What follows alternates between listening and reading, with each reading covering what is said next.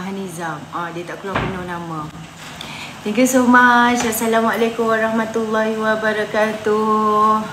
Tap screen dan share dulu live saya ini. Macam biasalah tugas korang masa kalau mula-mula saya live ni. Tugas hakiki korang memang tak lain dan tak bukan. Kena share live saya dulu. Jawikan salam. Waalaikumsalam warahmatullahi wabarakatuh. Orang bagi salam, kita jawab salam. Tap screen, share.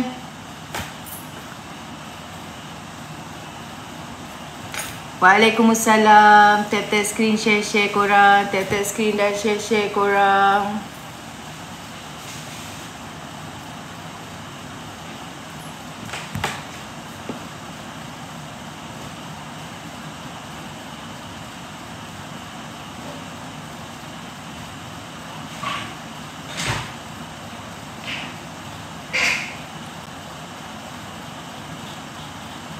Dah berapa K? 4.7K. Okey, kita tak nak tunggu lama lah. Sebenarnya dia ada satu isu yang saya nak cerita kat sini.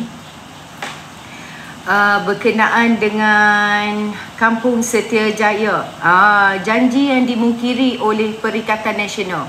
Tetapi hari ini, puak-puak PAS, puak-puak Perikatan Nasional, dia mainkan berkenaan dengan isu iaitu dia salahkan kerajaan sekarang. Kan puak-puak Malaysia Sejahtera konon, tapi masa mereka menjadi kerajaan tak sejahtera pun. Waalaikumsalam. Okey, inilah ceritanya. Segalanya bermula hampir 40 tahun yang lepas. Okey,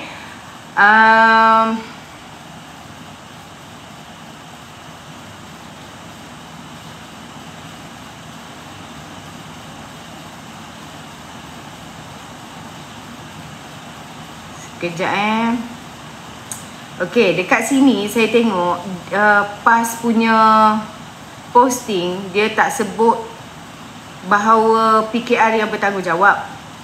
Tetapi diorang punya tunjuk perasaan tu dengan gambar dia, kan, dia tulis dekat sini, dia tulis dengan gambar ni, dia tulis PMX kami, tolong kami warga KSJ. Okey. Baik, cerita dia macam ni lah. Hal yang sama berlaku yang hari ni penduduk kampung setahun 2022. Isu Kampung Setiajaya ni dimula dimainkan oleh Walaun beberapa hari ni. Walau PAS dan PN ni, tanah Kampung Setiajaya telah diberikan kepada TAR University College pada tahun 2015. Tahun 2015, siapa perintah Malaysia ni? Parti mana? Najib kan? Zaman Najib. Pada awal tahun 2022,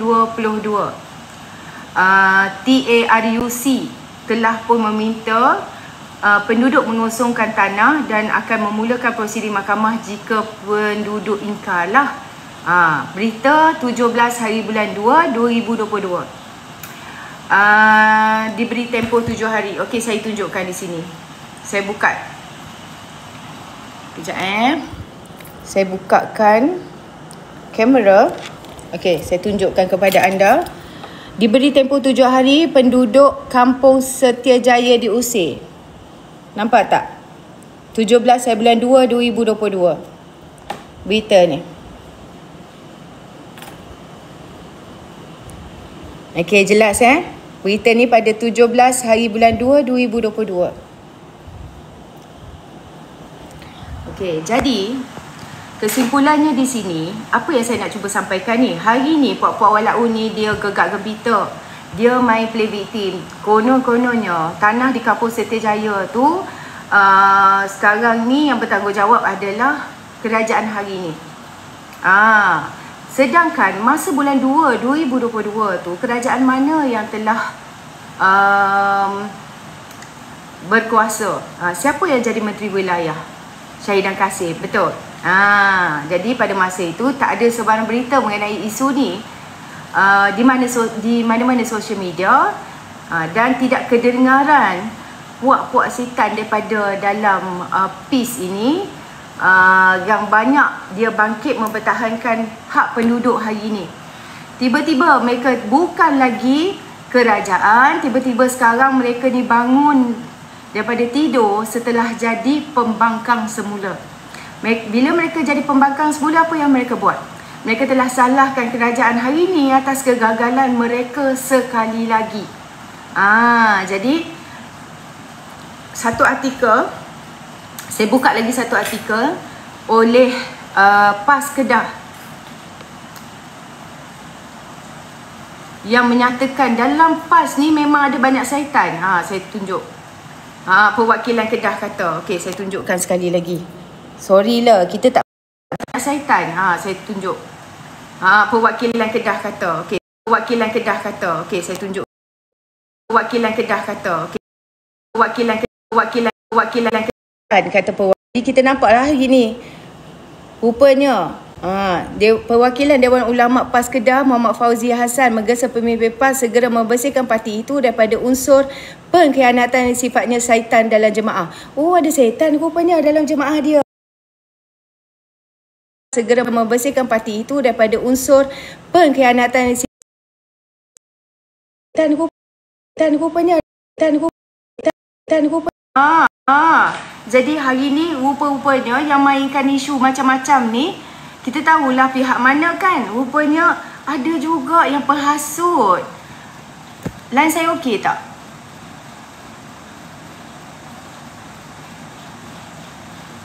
Line okey tak? Dengar okey tak? Tak ada suara? Takkanlah admin walaun TikTok mute kat saya kot.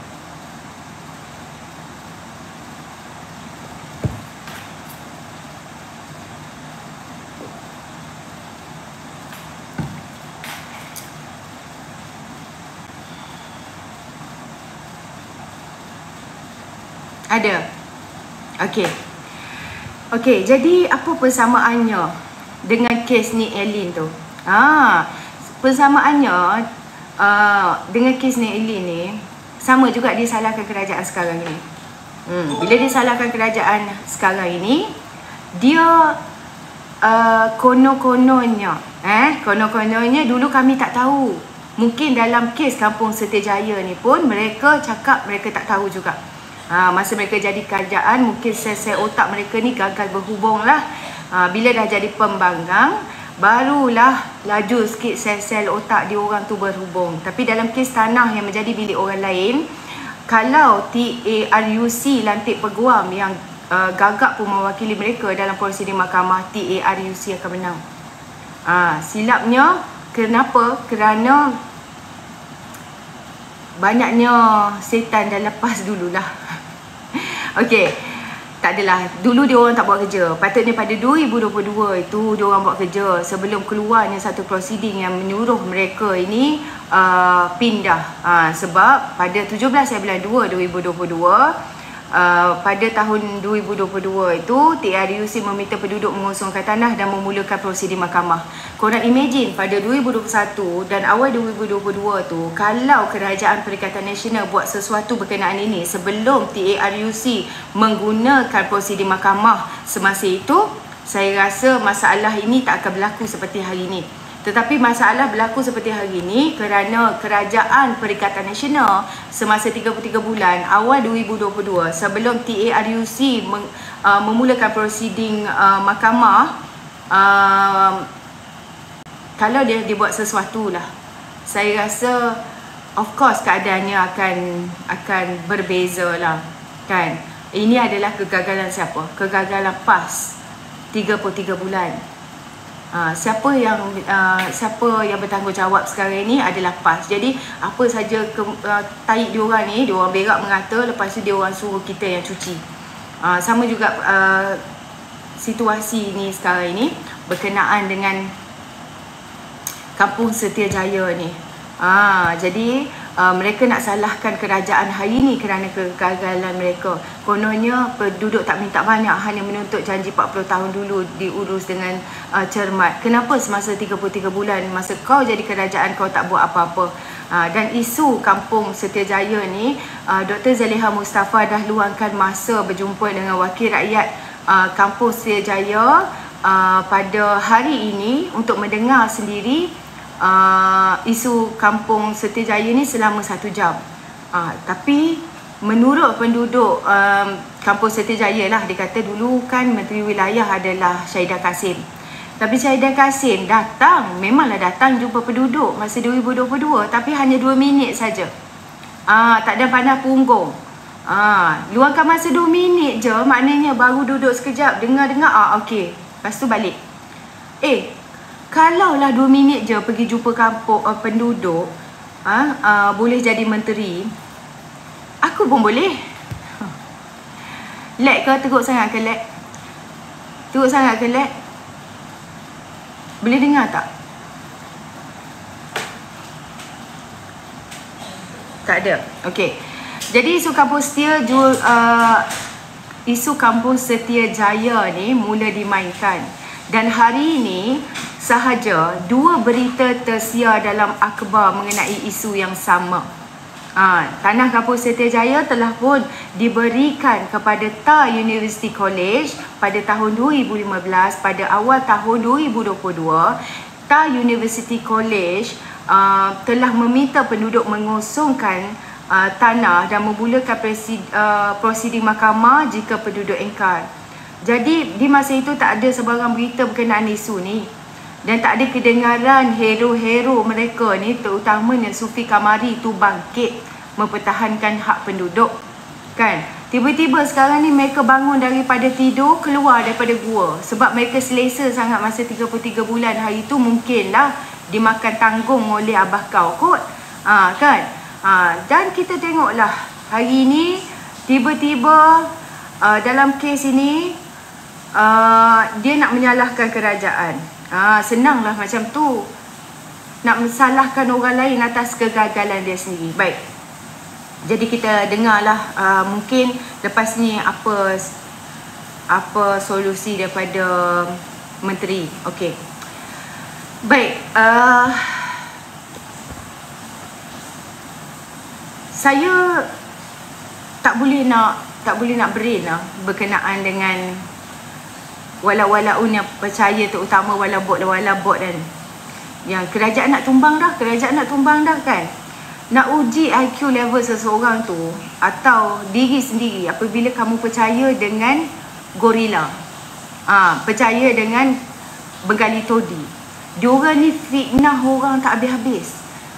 Yang diorang perkara peribadi diorang yang terbongkar tu, kadang-kadang bukan kita yang pergi cari, selidik ke, kita reka-reka, tidak. Tak ada. Sebab itu diorang ni bersungguh-sungguh buat fitnah terhadap kita orang, sebab dia dah tercalak. Dia dah tercalak image diorang disebabkan oleh diri mereka sendiri. Bukannya kita ni pergi cari selidik berkenaan dengan nak reveal hal peribadi dalam kain dia. Tidak. Kita tak pernah ambil tahu pun pasal mereka. Dan kita buat live pun berjam-jam, tak ada pun kisahkan mereka nak buat apa, nak bertunggang ke terbalik dekat sana, kan. Jadi diorang ni berkenaan dengan hal peribadi diorang dan sebagainya terbongkar dengan sendirinya, kan. Tiba-tiba bila ialah social media, benda tak boleh nak kontrol. Okey, jadi jika diri sendiri ataupun orang di sekeliling ni percaya dengan mereka ni, maknanya bahayalah. Sama ada kamu merendahkan IQ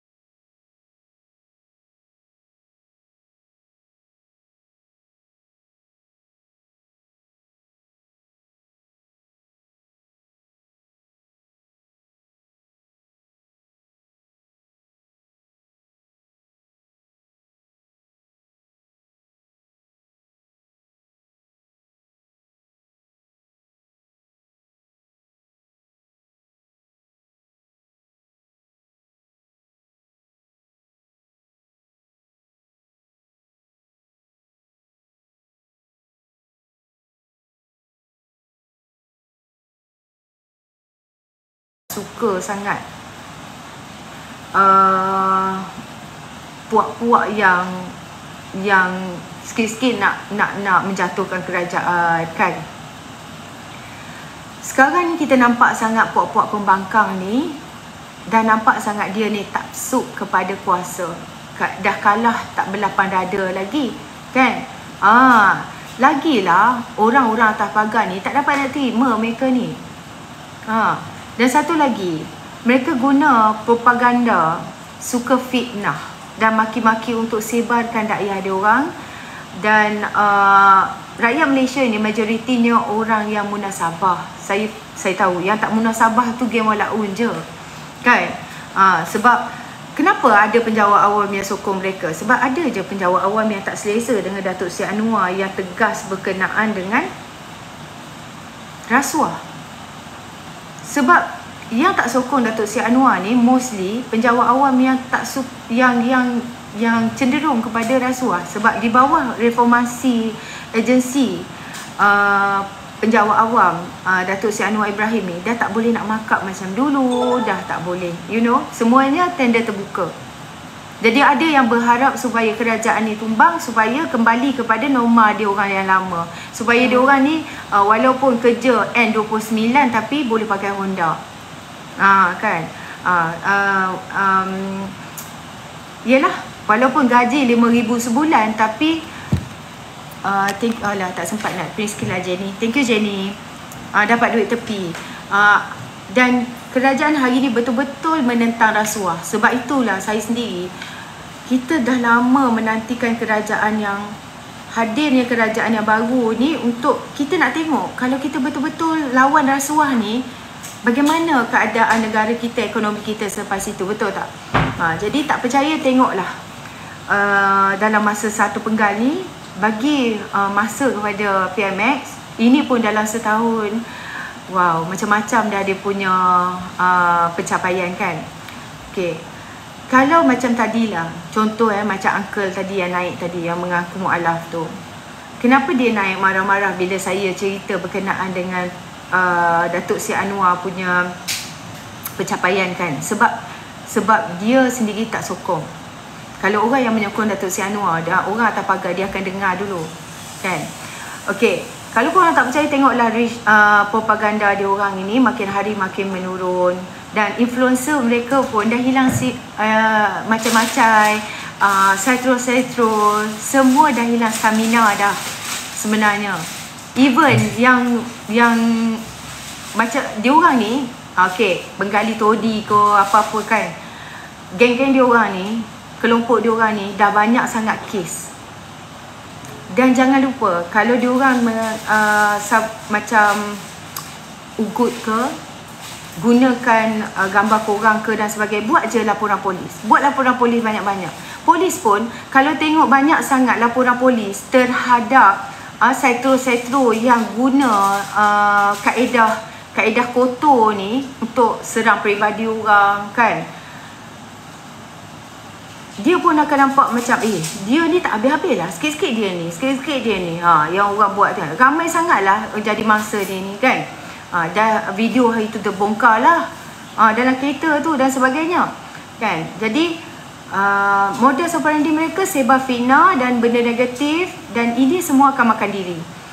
Sebab saya selalu beranggapan bahawa kalau kita buat baik, benda baik akan datang pada kita. Kalau kita ikhlas, let's say lah, kita ikhlas berjuang macam Abang Syahrizan hari tu, dia ikhlas keluar dalam live, dia tunjukkan muka dia, dia tak mengharapkan orang bayar dia, dia tak mengharapkan apa-apa ganjaran, tapi insya-Allah Allah yang akan balas ganjaran kepada dia. Jadi kalau tanya saya, akan kerajaan ni akan tumbang atau tidak? Mimpi je lah pada pembangkang. Dan hari ni Abang Johari beri jaminan tutup usaha Tebuk Atap. Episod Tebuk Atap pengkhianat ni telah diisytiharkan gagal lah. Lepas ni kita move on, kita tak payah cerita lagi berkenaan dengan ini, sebab biar dia meroyan seorang-seorang, sebab dia ada masa sebulan lagi untuk diorang ratik berkenaan dengan Tebuk Atap ni. Dan sekarang kita beralih pula usaha beralih kepada usaha nak majukan negara kita. Kita fokus kepada ekonomi diri kita sendiri pula masing-masing, betul tak?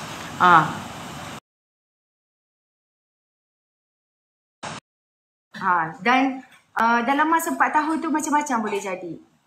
Macam-macam boleh jadi. Jangan terlalu yakin sangat.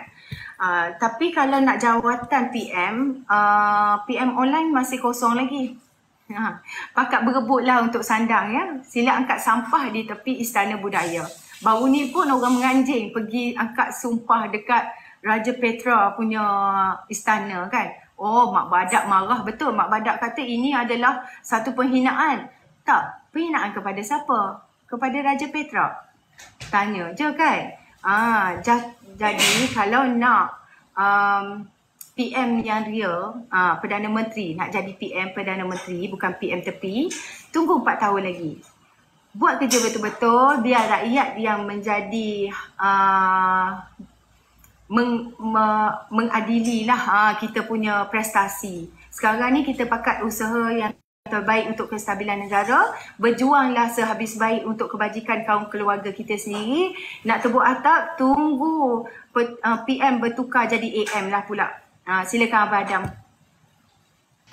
Kau ni saja je naik ni, nak temankan Yani kat atas ni. Okey, berkenaan dengan isu yang dibawa oleh Yani semuanya menarik. Maknanya kita dah move on ke the next issue setelah beberapa hari kita mengulas ataupun respon terhadap isu berkenaan dengan Ashabul Kahfi ni. Dan berkenaan dengan isu Ashabul Kahfi ni pun alhamdulillah lah, ramai asatiza, ustaz-ustaz dah respon. Setakat ini aku tak dengar lagi mana-mana ustaz dan asatiza yang selari dengan pandangan Ustaz Azhar Idrus. Dan Menteri Agama pun dah mulakan kenyataan rasmi. So saya rasa setakat itu saja kot sebab banyak lagi isu-isu yang nak diulas. Dan terima kasih juga kepada host kerana membawa isu berkenaan dengan Menteri Wilayah.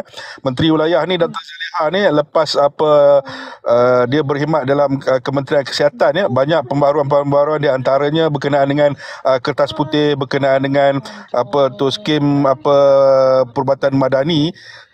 Dan belum sempat pun seminggu Yani Dr. Zaid ni menjadi Menteri Wilayah, banyak perkara-perkara yang telah diselesaikan. Antara perkara yang aku rasa sangat best iaitu berkenaan dengan serbuan ataupun rush terhadap penentang-penentang asing lah yang berniaga di sekitar Kuala Lumpur. Sebab isu ni dah lama sebelum ni tak ada pula operasi besar-besaran yang sebegini rupa. Kali ni kita nampak betapa komitmen orang cakap Iron Lady boleh kita katakan Iron Lady yang mana dia tak menghiraukan. Kalau kita ingat balik berkenaan dengan isu-isu yang diselesaikan, banyak perkara yang diselesaikan semasa menjadi Menteri Kesihatan. Kali ini menjadi Menteri Wilayah, saya yakin seperti mana yang dikongsikan oleh host tadi berkenaan dengan isu kampung Seri Setia berkenaan dengan tadi kan. So ini di antara perkara-perkara yang mana menteri-menteri sebelum ni macam acuh tak acuh Bayangkanlah, kau nak luangkan masa selama 2 minit je dengan rakyat untuk menyelesaikan masalah rakyat ni. Apa benda yang kau boleh sampaikan dalam masa 2 minit tu? Menunjukkan bahawa kau ni sengaja, orang cakap macam mempermainkan rakyat lah.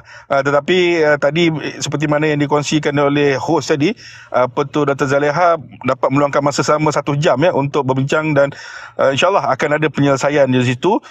Dan yang terbaru berkenaan dengan tadi baca berkenaan dengan Menteri Wilayah tadi, isu dia berkenaan dengan kuil ke apa ke tadi, berkenaan dengan adalah beberapa isu mana saya nampak macam yang dikatakan oleh host sendiri tadi, tak apalah apa benda yang dia orang nak labelkan kita kerajaan madani ini sebagai bersihkan tahi ke dan sebagainya. Tetapi inilah yang kita harapkan.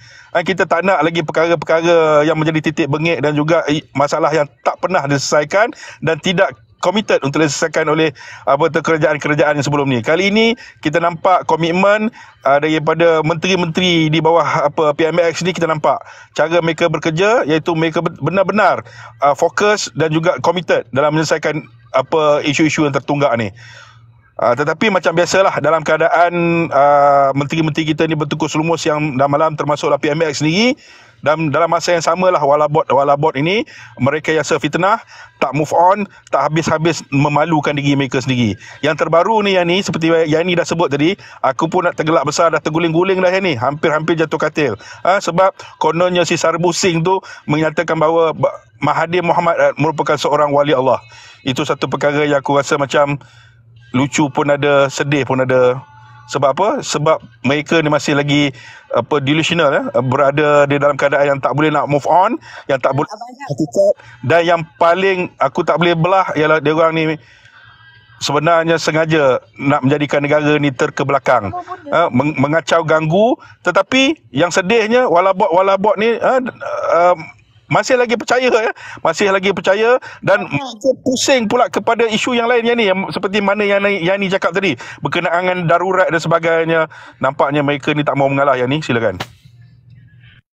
Tak, Abang Adam, saya cuma nak katalah, hari tu diorang ni pakat duk viralkan, kononnya saya kata, PMX ni Imam Mahdi. Saya tak pernah cakap macam tu, tapi diorang fitnah saya begitu.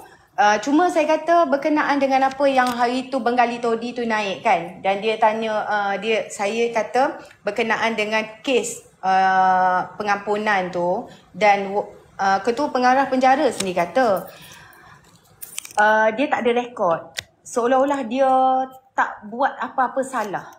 Maknanya kesalahan itu tak ada. Dia kata, kononnya saya kata PMX ni suci, bersih lah, boleh Dia tak faham. Saya maksudkan bahawa seolah tak buat apa salah tu, itu dikatakan keluar daripada mulut Ketua Pengarah Penjara tu sendiri depan PMX. Pergi tengok balik video tu. Tapi dia pusing Bengali Todi tu.